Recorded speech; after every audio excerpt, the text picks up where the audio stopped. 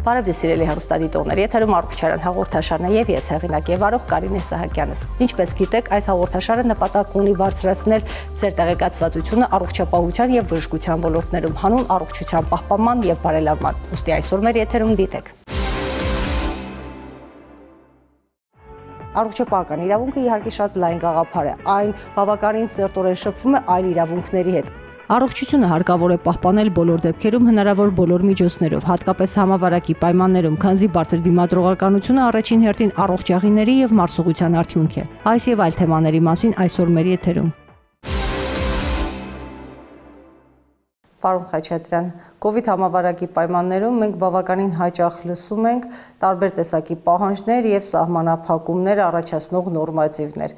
Առողջապահական իրավունքի տեսակետից կարծում եք համավարակի պայմաններում պիտի մարդու իրավունքները հավասարակշռեն հանրության շահին, թե բոլոր դեպքերում նախապատվությունը մարդու իրավունքներինն է։ Կարծում եմ արտակարգ իրավիճակներում հանրային առողջությունը կարող է հիմք հանդիսանալ որոշակի իրավունքների սահմանափակման։ Այլ հարց է թե որ իրավունքների ինչ ծավալով եւ ինչ քայլերով կարանք մենք սահմանափակենք։ Դա առանձին անհատական դեպքերով քննարկման հարց, ընդհանուր քննարկման հարց չի։ Միքայել Խաչատրյան, Հայ-Ռուսական համալսարանի առողջապահական իրավունք մագիստրոսական ծրագրի գիտական ղեկավար, կենսաբժշկության ոլորտում մարդու իրավունքների Եվրոպական խորհրդի փորձագետ, իրավաբանական գիտությունների թեկնածու, իրավաբան։ Այս դեպքում պետք է լինի հասարակության իրավագիտակցության այդ մակարդակի առկայություն, այդ թվում նաև շատ կարևոր է դրա բարձրացումը բուժաշխատողների շրջանակում։ Արտակարգ իրավիճակներում, որով պայմանավորված են COVID-ով, մարդու իրավունքները, այսպես ասած, արձակուրդի չեն ուղարկվել, այսինքն դրանք եւս շարունակում են գործել եւ պիտի կիրառվեն։ Որքան իրատեսական են պատիժները աշխատանքից հեռացումներ, աշխատել առանց աշխատավարձի, PCR տեստեր կամ QR կոդով պատվաստման մասին վկայող տվյալներ հանձնվեն գործատուին։ Արդյոք այս պահանջները եւ պատժամիջոցները համահունչ են ընդհանրապես եվրոպական նորմատիվներին։ Ձեր հարցը մի քանի հարցեր ուներ իր մեջ, պարտադիր կոմպոնենտը կարող է լինել, եթե կա համավարակ արտակարգ իրավիճակ եւ եթե պետությունը հետապնդում է իրավաչափ նպատակ, տվյալ դեպքում հանրային առողջությունն է պաշտպանելու հանրության առողջությունը։ Այդ դեպքում պարտադիր միջոցառումները կարող են ներդրվել։ Այլ հարց է թե ինչպիսի պարտադիր միջոցառումներ կարող են ներդրվել եւ վերադառնալով դեպի նախկին հարցին, որ պարտադիր միջոցառումները պետք է լինեն մի քանիսը եւ դրանք ընտրության հարցում պետությունը արդեն պետք է նայ որոնք են ավելի արդյունավետ եւ նվազագույնն են խախտում մարդու իրավունքները։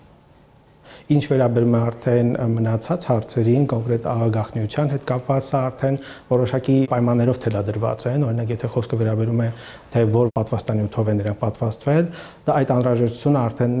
ծագում է այն հանգամանքից, որ տարբեր երկրներ տարբեր պատվաստանյութեր են ընդունում կամ չեն ընդունում։ Հակառակ դեպքում բացահայտելը այն փաստը, թե ինչ պատվաստանյութ է մարդը ընդունել, որից անհրաժեշտություն չկա։ Այսինքն կախված է գաղտնիքի բացահայտումը, տեղեկության բացահայտումը պայմանավորված է անհրաժեշտությունից, օբյեկտիվ անհրաժեշտությունից եւ որը ինչ որ մի նպատակի ծառայելու է։ Մենք երկու տեսակյունից կարող ենք նայել մարդիկ, ովքեր որ պատվաստվել են, մեծ հաճույքով կիսվում են իրենց տվյալներով, այդպես պարունակող QR կոդերը համացանցում, Facebook-ում եւ այլն։ Մյուս կողմից գործատուն պահանջում է, որ իր մոտ օրինակ ունենա։ Սա արդյոք առողջապահական գաղտնիքի բացահայտում չէ եւ կարծում եմ բավականին տեղյակ եք մեզ մոտ գործող կարգերից, որոնք են, որ իսկապես ձեզ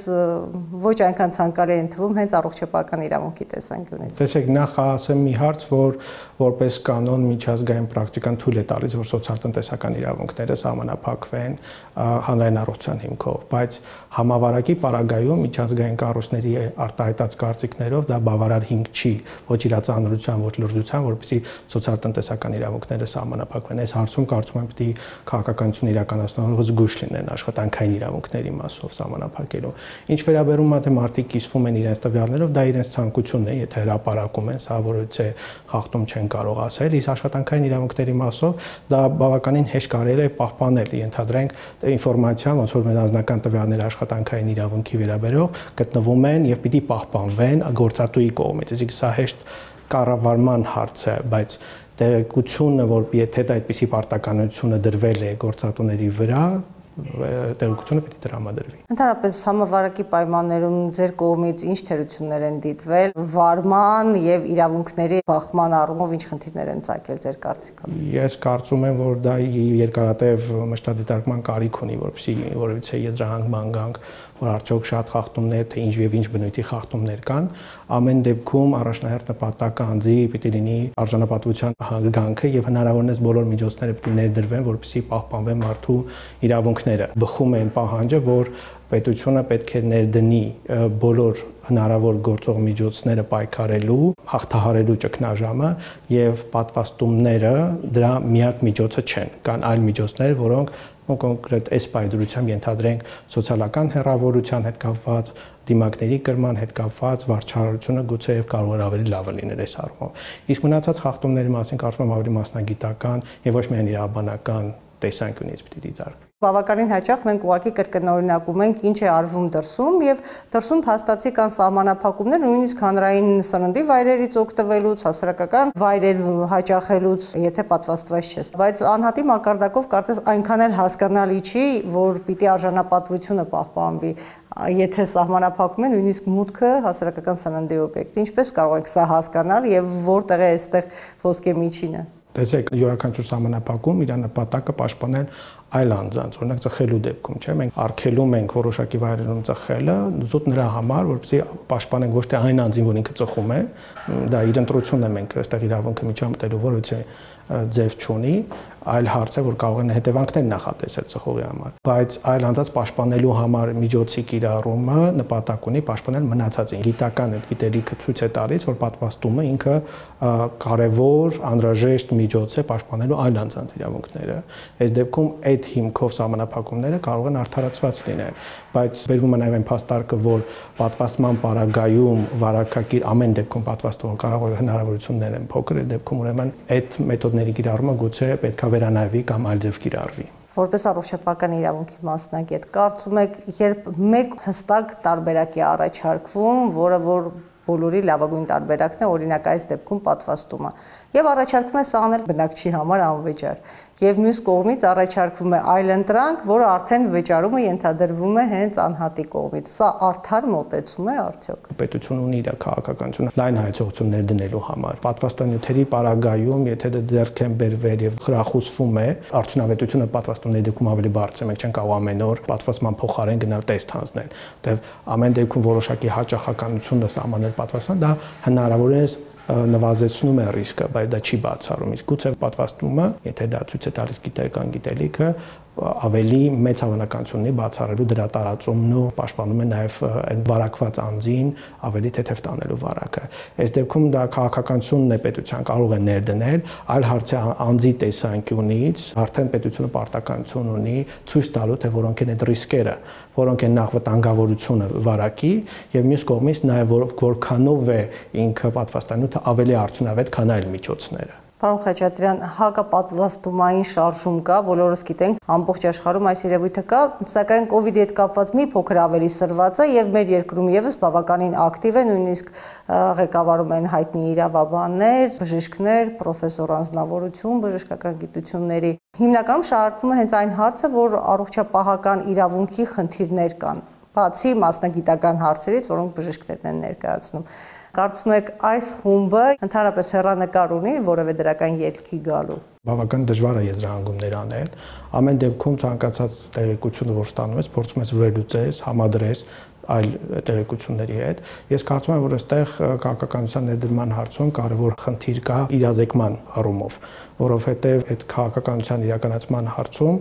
տարբեր կարծիքներ են հնչում, դրանք չեն հերկվում, միևնույն ժամանակ մտավախություններ կա, որոնք չեն փարատվում։ Միևնույն ժամանակ դու առնչվում ես առողջապահական կազմակերպությունների հետ, որտեղ բժիշկների մակարդակում տարբեր կարծիքներ, տարբեր ուրեմն մոտեցումներ են ցուցաբերում, ինչը որ նաև վտանգում է ոչ միայն այդ process-ը, որը պետությունն է իրականացնում, այլ նաև քո վստահությունը այդ մարմինների հանդեպ, բայց միևնույն ժամանակ կա մի բան, որ մեր հասարակությունում դա ընդունված է եղել նորարարություն կամ նոր բաներին որպես կանոն բացասական միշտ վերաբերվելը, երբ թե ժամանակապետ դրան հարմարվելու բայց դա չի բացառում, որ այն հարցերը, որ բարձրացնում են կողմերը, չպիտի փարատվի կամ այդ հարցերին պատասխան չտրվի գրագետ ձևով։ Ես կարծում եմ, որ առաջին քայլը այս ոլորտում եւ արտակարգ իրավիճակներում առավել եւս մարդուն հարգելը, մարդու իրավունքները կիրառելը, այնպես որ ընդունված է եւ միջազգային ստանդարտներով եւ մեր օրենսդրությամբ մեջ դրանք արտացոլված են, առաջին նախապայմանն է դեպի վստահություն ձեռք բերել, այդ թվում նաեւ պատվաստումների քաղաքականության նկատմամբ։ Առողջապահական իրավունքը ոչ միայն անհատի իրավունքների համար է առողջապահության ոլորտում եւ ընդհանրապես կյանքի կենսագործունեության, այլ նաեւ սա բժիշկների իրավունքներ է ենթադրում, բուժ հաստատությունների, բուժ աշխատակիցների, ովքեր պիտի իմանան իրենց իրավունքները, որ իմանան թե որտեղ են անցնելու այդ իրավունքը եւ դա կլինի պատժելի։ Իրավունքը միշտ հավասարակշռում է, պաշտպանում է բոլորի շահերին։ Այս առումով շատ կարևոր է նաեւ այդ պատվաստումների գործընթացում նախատեսել պատվաստվողների նաեւ պաշտպանությունը բոլոր այն դեպքերում, երբ որ նրանք կարող են տուժել։ Մեր երկրում առողջապահական իրավունքը որքան նոր կամ ընդունելի գաղափար է։ Առողջապահական իրավունքը կիրառվում այլ հարցը, որ դա համակարգված ձև է կիրառվում որպես հենց առողջապահական իրավունք, որտեղ ամենօրյա մեր կենցաղում ցանկացած շփումը, որ մենք ունենում ենք բժիշկի հետ, մենք խնդիր ենք ունենում ապահովելու մեր իրավունքները առողջապահության ոլորտում։ Այլ հարցը, որ դրա մասին իրազեկվածություն չկա եւ այսպես ասեմ, որ հենց կիրառման ոլորտում այդ քաղաքականության իրավունքի կիրառում, ընդհանրապես իրավունքի պաշտպանություն առաջին նախադրյալն է, որպեսզի վստահություն ձևավորվի կոնկրետ ինստիտուտների կամ կազմակերպությունների։ Եթե դու ոտք ես դնում առողջապահության կազմակերպություն եւ բժիշկը, այտենց կամ առողջապահության կազմակերպիչները, ադմինիստրատիվ աշխատողները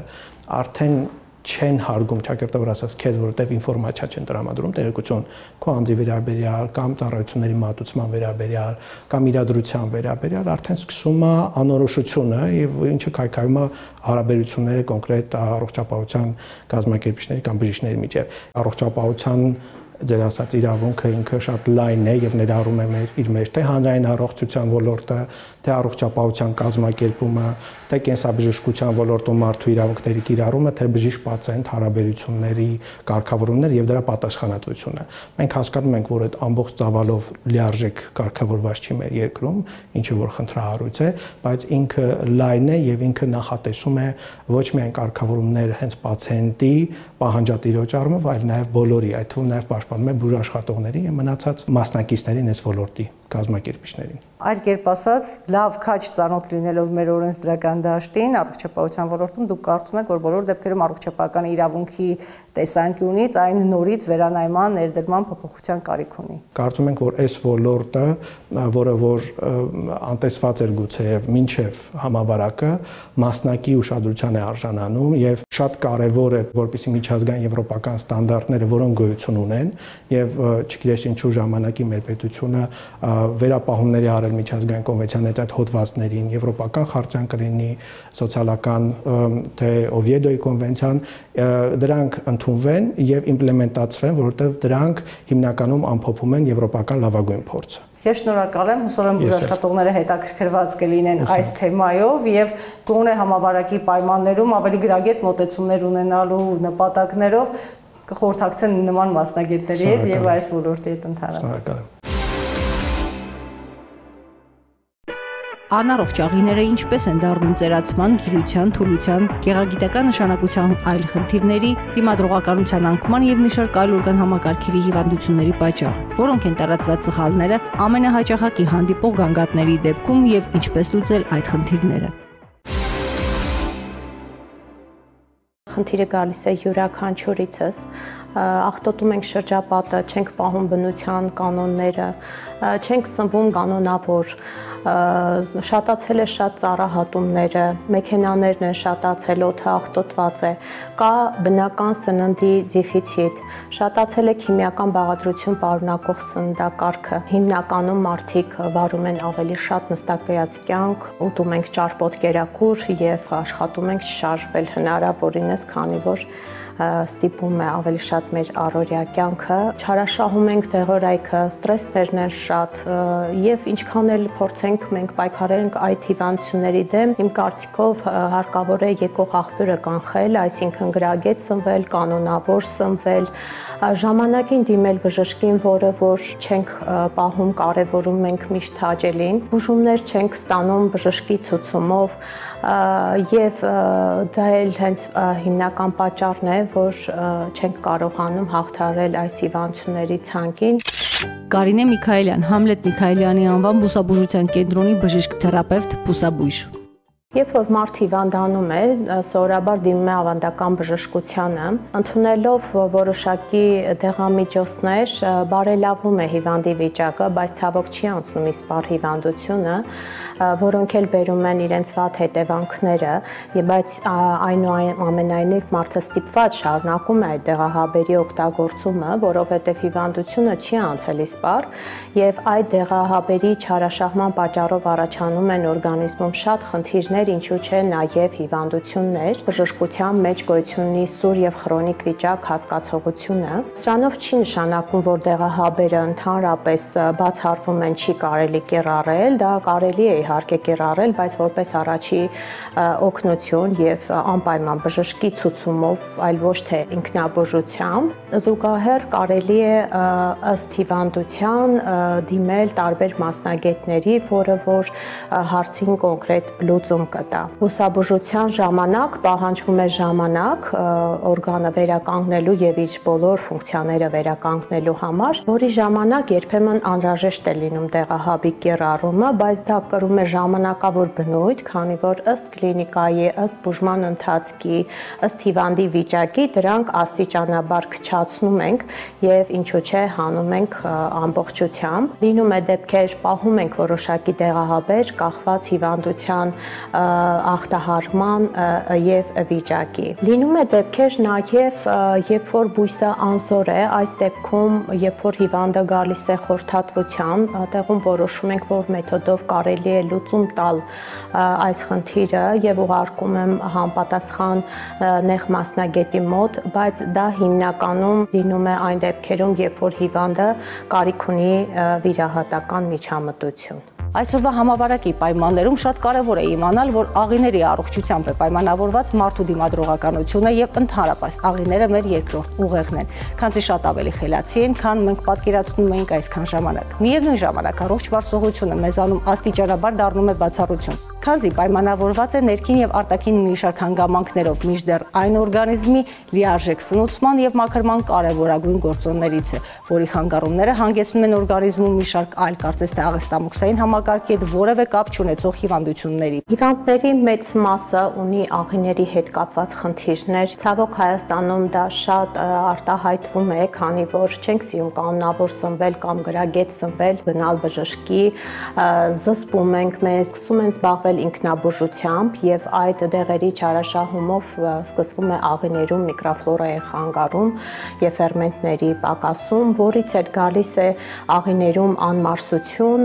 այսինքն կերակուրի ոչ լիարժեք յուրացում, որի պատճառով էլ սկսում է օրգանիզմում շատանալ տոքսինների եւ այլ բակտերիաների քանակը, որը ցանկալի չէ մեր օրգանիզմում։ Չմարսված կերակուրի պատճառով թթվայնության բարձրացման պատճառով բորբոքվում է աղեստամոքսային տրակտի լորձաթաղանթը, առաջանում է մակերեսային եւ խորը հյուսվածքների խոցեր, տոքսինների ավելացման այդ խմորացման պատճառով առաջանում է վիտամինային դեֆիցիտ, որը բերում է շատ խնդիրներ, այ օրինակ անեմիկ հիվանդները ֆերումի բետա-2-ի վիտամինի դեֆիցիտի դեպքում է առաջանում եւ օրգանիզմում առաջանում է թուլություն, տրամադրության անկում, այդ խմորացված կերակուրի պատճառով փոխվում է մարդու տրամադրությունը, առաջանում է նևրոտիկ պոռթկումներ, մշտական փքվածության զգացողությունը, անկանոն աղիների գործունեությունը, բերանի տհաճ համն ու հոտը միշտ ուղեկցում է հիվանդին եւ ընկնում է կյանքի որակը։ Վիտամինների դեֆիցիտի պատճառով սկսում է օրգանիզմում, ինչպես ասեցի, շատ վիտամինների դեֆիցիտ, այդ թվում է նաեւ կալցի, վիտամին D, մագնեզիում, որից էլ գալիս է ոսկրային սիստեմի աճառային հյուսվածքների մաշվածություն, առաջանում դեֆորմացիա եւ ինչու՞ չէ ոսկրի փխրեցում։ Թեր սնեցման պատճառով տուժում են բոլոր օրգանները եւ ամենաառաջնային հերթին ազդում են գեղձերի վրա իրենց հորմոնալ խանգարումներով։ Քանի որ կերակուրը լիարժեք չի յուրացվում, այդ խմորացման պատճառով առաջանում են գազերի կույտեր, աղիները սկսում է դրանից տուժել,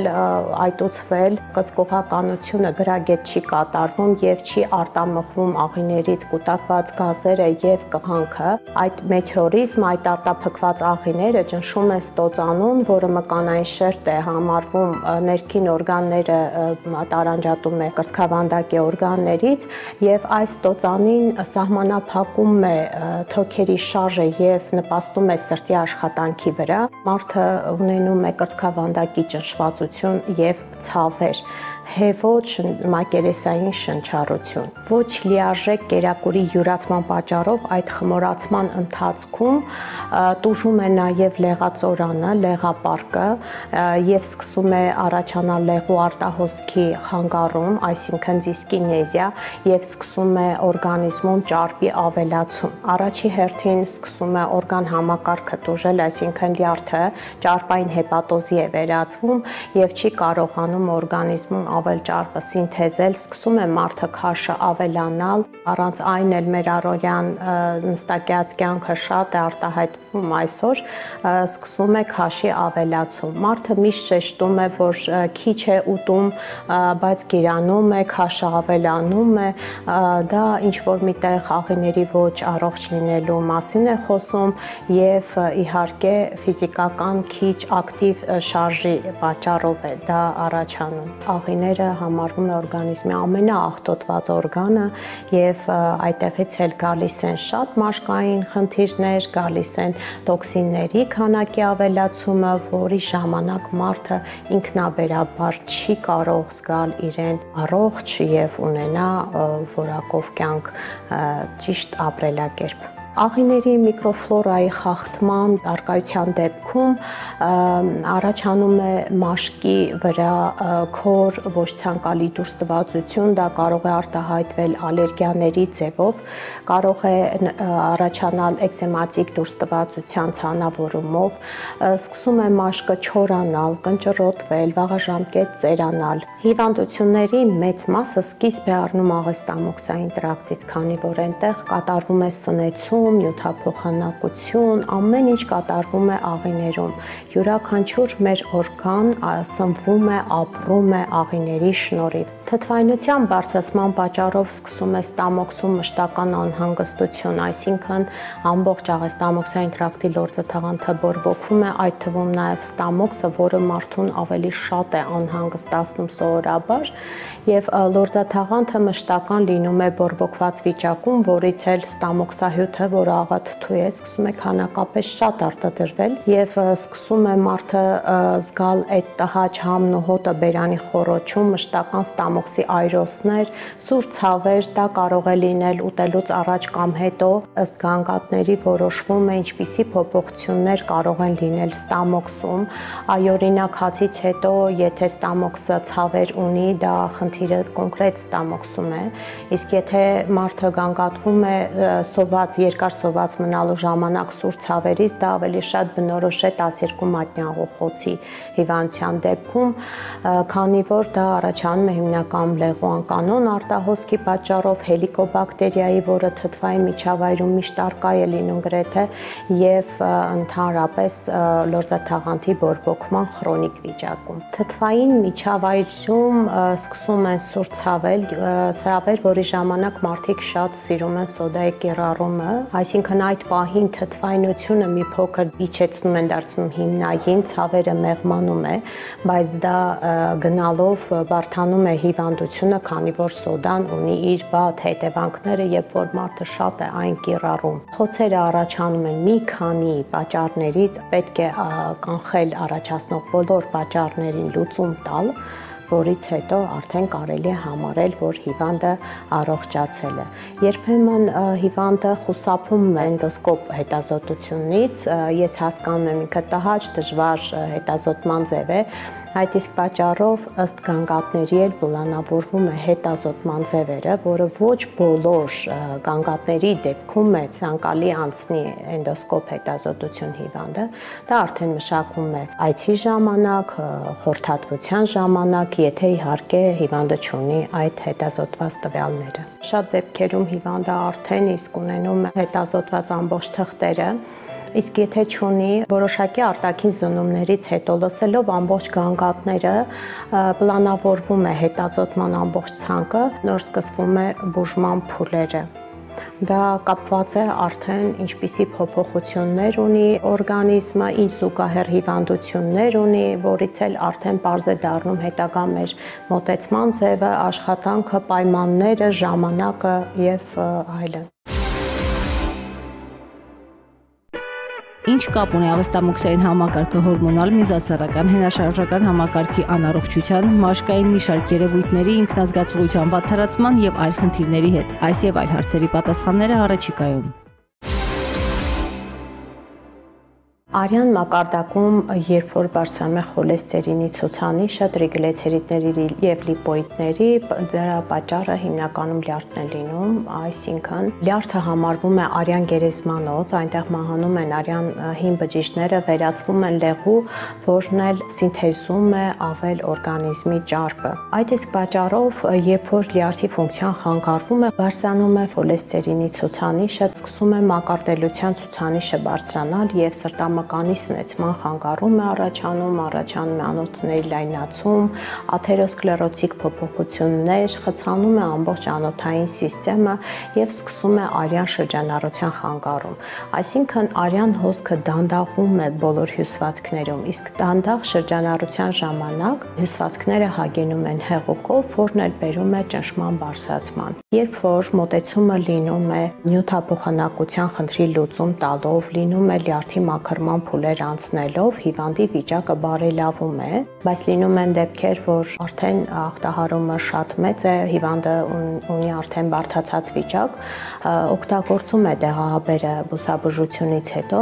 բայց ավելի քիչ դոզավորմամբ, ավելի քիչ քանակով, որովհետև այդ դեղացանկի մի մասը ուղղակի դուրս է գալիս, իսկ դա արդեն իսկ մեծ օգնություն է տվյալ օրգանիզմին։ Տղամարդկանց մոտ ավելի շատ արտահայտված է սիրտ-անոթային համակարգի հետ կապված խնդիրները, իսկ կանանց մոտ հիմնականում ավելի շատ էնդոկրին համակարգում է խնդիրը լինում։ Գանգատները շատ նման են, լինում է սրտի անկանոն աշխատանք, արագ խփոցներ, արիթմիկ խփոցներ, սրտի ճնշվածություն, տագնապի զգացողություն, անքնություն, լարվածություն, նյարդային համակարգի լարվածություն, պոռթկումներ, թուլություն, ձեռքերի դող, արտաքին զննումների ժամանակ նույնիսկ արտահայտված են լինում այդ անոթները,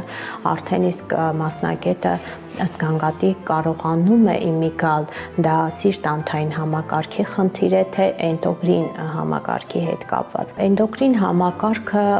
փոփոխման է ենթարկվում թեր սնեցման, քիմիական բաղադրություն ունեցող սննդի չարաշահման եւ հիմնական ստրեսների պատճառով։ Այսինքն ավանդական բժշկությամբ առաջի օգնությունն ենք ցուցաբերում հորմոններով, կարողանում ենք բալանսը պահել արյան մեջ հորմոնների, որ մարդու ինքնազգացողությունը վերականգնվի, առողջ ապրելակերպ կա, բայց գեղձը չի ունենում ապակինում եւ լավացում։